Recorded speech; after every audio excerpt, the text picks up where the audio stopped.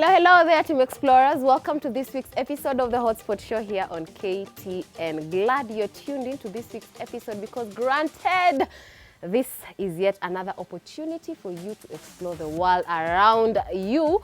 Of course, with me, Eustace Segete. Now, today, Team Explorers, we are checking out an amazing place. A heart of Nairobi city gives the city and Kenya an identity, and I'm told this place is the second largest urban forest in the entire world after Tijuca Forest that is in Brazil. What am I talking about? I have Mr. Peter here. Hello. Welcome to Karura. Asante sana. He said it. We are exploring Karura Forest. How are you feeling today? Great to have you around. Having you Karura is great for us because we're overwhelmed that Karura is there forever. Karura is not just a forest. Yes. It's a place where you bred the natural. It's a natural ecological area where you can do also different areas. Then you also have livelihoods for people who live in the forest, around the forest. Wonderful. Is there a river cutting, across the forest? So much so that it actually acquired the name Karura? Actually, we have 5 rivers running across the forest. Ooh. Some come over from the wood after an area, they cut in the forest, and the water is clean. It's only that when they drink the forest, they don't continue in the cleaning process, otherwise you could drink that water. I see. I mean, goes to our mind like what happens? Are we not taking care of the environment enough for us to continue having clean flowing waters? Actually, because of water, mostly you see the wood after area is more agricultural area, so you expect a lot of soil erosion, use of chemicals that end up in the forest. Luckily, the forest has its way of cleaning the water through the natural resources like reeds and other vegetation. So the water passes through, and at the exit point, so it's clean water. More reason why today we are exploring this place. I know it's along Kiambu Road, but how far is it now from, the CBD? You can just imagine that this forest is abandoned within 5 kilometers from the Nairobi CBD. It's about 1041 hectares. It is between Kiambu Road and Kiambu Road. We have 2 blocks. I'm so excited because I know there's a rich history that is deep-rooted in this Karura forest. Right from the struggles of conserving this place to it being gazetted in 1901 and to where we are standing, right under this shed. I know many of you, you're wondering, you're in Karura, but you're under a shed. But Mr. Peter tells me there is a story here. Where we are standing right now used to be the staff or the past forest that was here. The reeds that you see around, Yes. we found them like that. We only like forest. So this was the forest. Our history goes back to around 1932 when the forest was gazetted. When we were here in this area that we call the Amani Gardens. Yes. We found the reeds, we only enforced so that we maintain the history. This is what you're talking about, right on my background. I see chimneys here and all that. This used to be the Saban corner. Okay. Oh, okay, my bad. Then, when we were doing that, we also realized about a borehole. Sometimes we appreciate the people who came before us because when they were living, Yes. there was a live water borehole. And when they were living, they just sealed it. So when we just came, we just opened the seal, called our partners, and we tested. It was working and we connected. And if you look around, the area is very clean. That's the borehole that we use to irrigate this area. Oh, wow.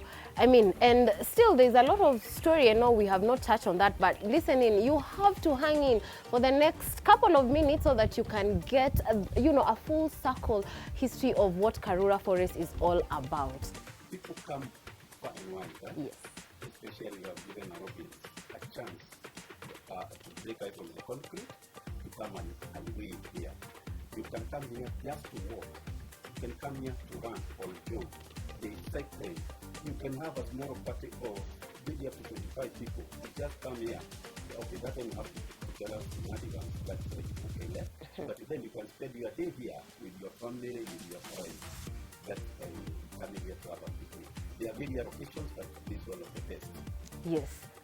Well, I have spotted quite a number of people. In fact, I've spotted a lady down, under a tree reading a book and all that. And one would wonder, what times do you open? Are there charges in card? This is a public forest. Yes. It's opened from 6 in the morning, and we closed up by 6 in the evening. However, because of some logistics, you see the last person going into the forest should be around here by 5:45. Okay. Yes. Within the forest, we have places benches where people can come and rest when they walk, and also read. In fact, we have also established what we call Wandari Masai Grove, where you can have a chance to do your reading just alone, and also just listening to facts.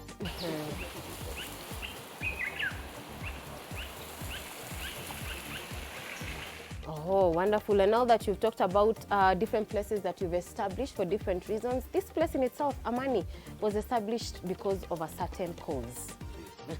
Where we are starting, Yeah. it's called Amani Gardens. The reason why it's called Amani is because we established a section of it where you can see some place where people, when we had Westgate terror attack, we lost some lives. Some of those people who came, who lost their lives, used to be frequent visitors to this forest. Now, we wanted to give them a place where they can celebrate or commemorate that unfortunate incident. And when they come to the forest and they plant that tree, they see that tree, they have peace. The word Amani. That is wonderful. All right. So that is one of the things that you do here, and I do understand that you still have different corners that represent different things. Talk to us about, let's say, when we are remembering the Mau Mau freedom fighters. What's there for us to relate to when it comes to that? Oh, thank you.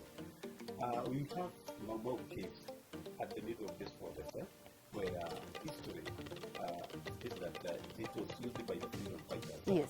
As not a hiding place, but a place to strategize facing the colonial. The freedom fighters. We have the beautiful caves. All right. They are well, they are even towers. They are well structured.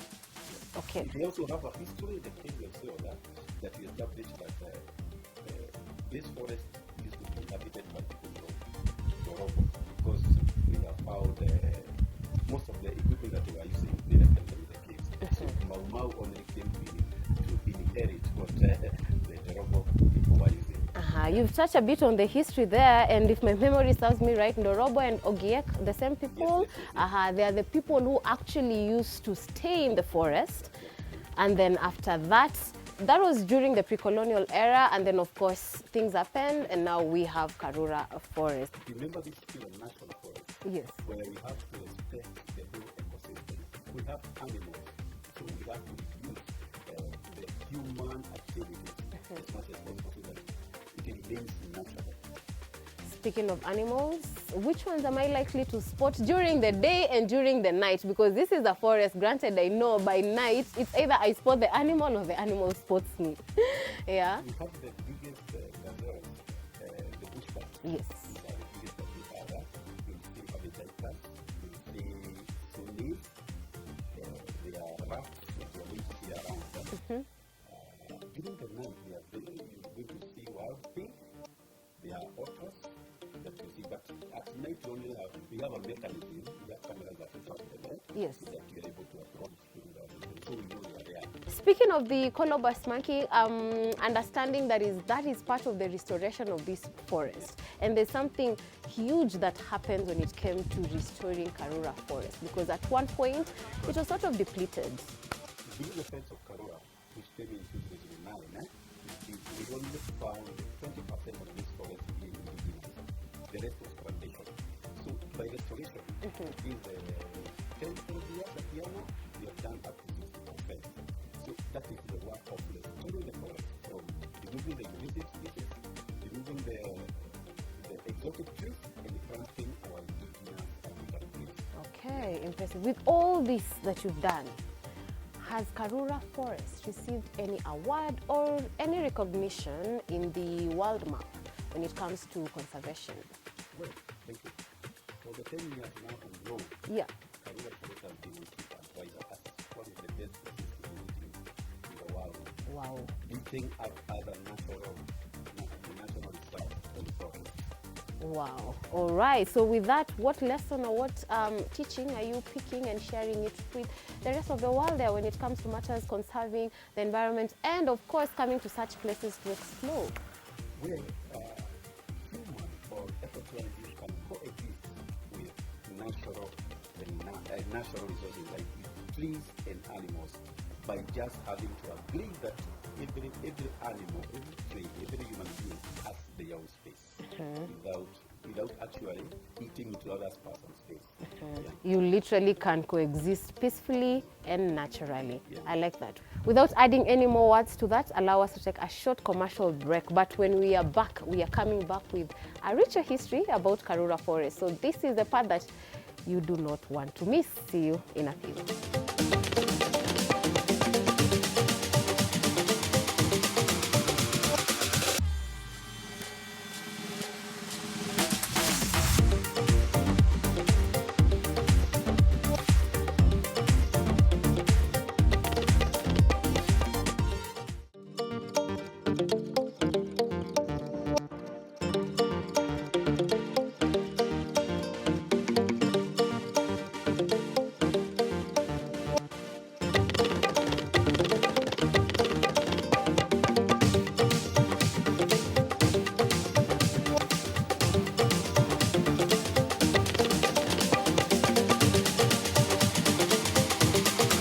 But very juicy. This is what makes shepherds. And we are back, Team Explorers, from that short commercial break. And let me tell you, when we were away, we were busy eating wild fruits here in Karura Forest. Part 2 of the Hotspot Show is here with us, with me, Eustace Segete. Now, you took us, Mr. Chege, to the vastness of Karura Forest to eat wild fruits, and you made me come back to the show with this branch. This is the part where we are going to talk about that and other features within the forest. How are you feeling? I'm feeling very much excited to be with you here in Karura Forest. Tell me, the excitement, is it courtesy of the wild fruits that we were eating? Well, you tell us, what was that? The excitement that is here today is Yeah. because you guys, we've seen even the young people like you embrace the conservation that is happening here, and also you are assisting us. Your presence here means a lot because so many people out there, when they see young people also embracing conservation and protection of our green spaces, they are destined to come and also join us to continue with this good process of conservation. Wonderful. I like that because I believe as humankind, one of our roles is to bequeath the next generation with nature and ecosystems that will serve them even for other generations to come. And this is just the beginning, right? Yes. All right. This that I'm holding, the fruits that we ate, all found in Karura Forest. These fruits, the fruits you ate, Yeah. were meant to be eaten by shepherds when they are out there in the bushes, herding the animals like cattle, sheep, goats, and when they got somehow hungry, they could feed on those. They are called in local language figio, which is in botanical, they are called Ras natalensis. Quite a name, quite a name. It's almost like a description of the taste because you really can't quite understand, but I felt a bit of mint here and there, and they were juicy, tiny but very juicy. All right, but where we plucked the fruits from, there's an interesting feature that personally I did not know it exists within the forest. The feature you saw there, we call it here the Lily Lake. And the reason of calling it Lily Lake, if you watched around, you could see a lot of lilies just growing over the water. Yes. And on top of that, how it came to be there, long time ago, during those colonial times, they used to excavate maram there. Okay. And they left it open. Now when the rain came, it was flooded with water. And it has come a center of attraction in this forest because so many visitors who visit here, they just go there, especially the ones who are interested in bird watching. We have a variety of birds which are spotted there. Yeah. A few of them amongst the many found in Karura forest. Extensively within the forest, I know there's a rich history in here, but first things first, while walking down here, I have spotted a kids' corner with a number of activities. Yes, run us through. Actually, when you come to this place, you want to do a picnic. Yes. And you have your children. The benches are meant for adults to sit there, but the children are released to go and swing. They are balancing. There are slides here. We have various places that our children will go and enjoy. Even the small parties, the children can play with their small balls.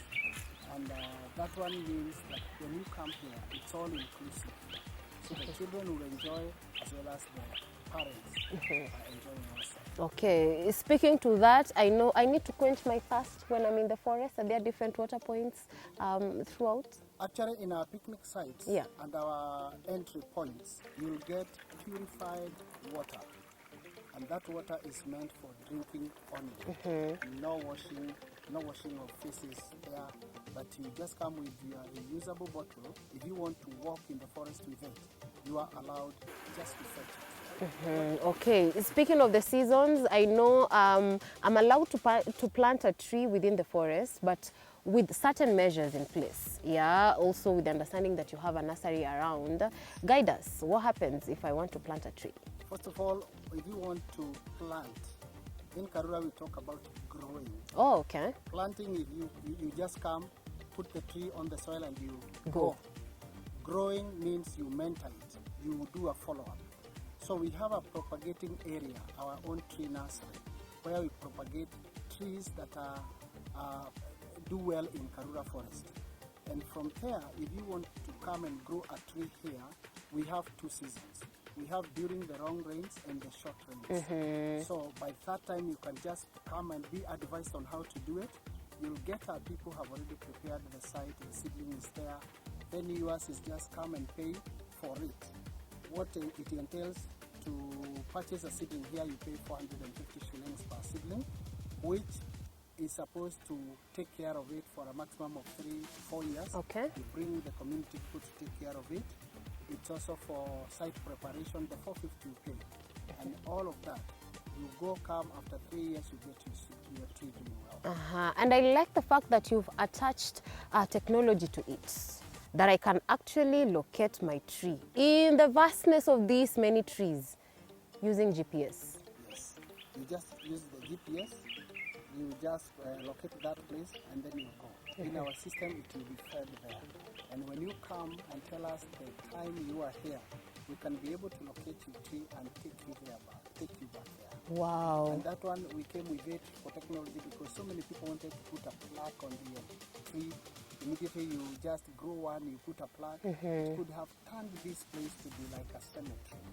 So now, locating it on GPS, on the technology, it's more better than putting a plug. I like that advancement, Team Explorers. I mean, you plant a tree, but you still have an attachment to it. Now, the falls within the forest, how far are they from where we are seated?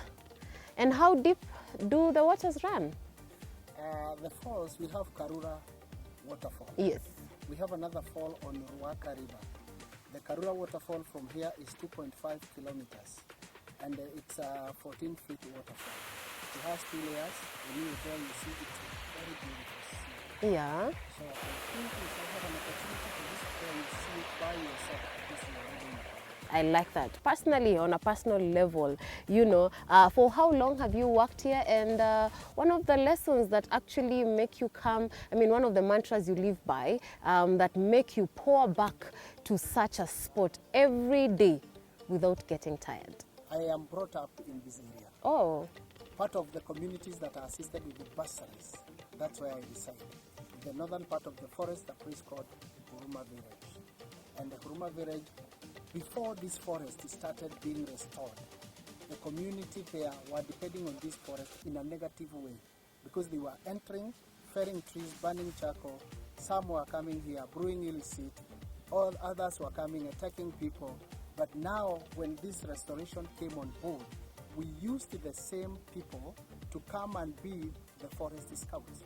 I was given a responsibility to be the chief scout because I walked this journey with the founders of Friends of Karura Forest. So those were the targets I brought on board, and until today, they are still working with us. So I can imagine seeing a person who was brewing illicit in the forest now has been transformed from that negative way of livelihood to a positive one. So that passion pushes and drives them to continue protecting it. Apart from the ones who are employed, we have a team of women. We do host like 90 on a daily basis. Come here, take care of that tree you are growing, take care of the trails, clean them, and make sure that the forest is run. I like that, and the spirit of adventure through that, I'm almost sure, will never die. As we wind up, some of the notable figures across the world that have visited here and have left a footprint.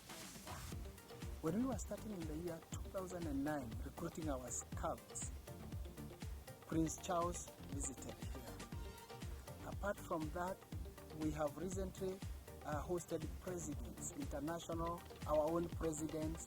Uhuru was always coming to visit here. First Lady Margaret came to practice her marathon race here.